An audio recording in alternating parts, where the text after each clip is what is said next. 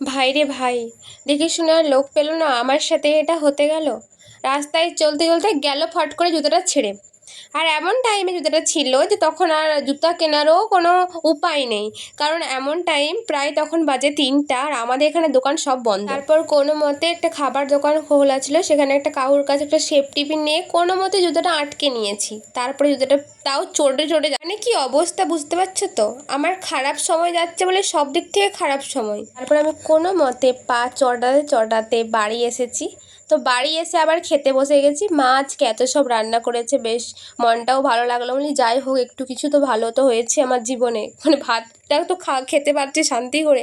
তারপরে আমি ভাবছি যে এরকম আমার আগেও হয়েছে, মানে এমন সময় হবে যখন কোনো উপায় থাকবে না, ছিঁড়ে যাবে জুতোটা ফট করে, আর দোকান তখন বন্ধ থাকবে, কেনার কোনো উপায় থাকবে না।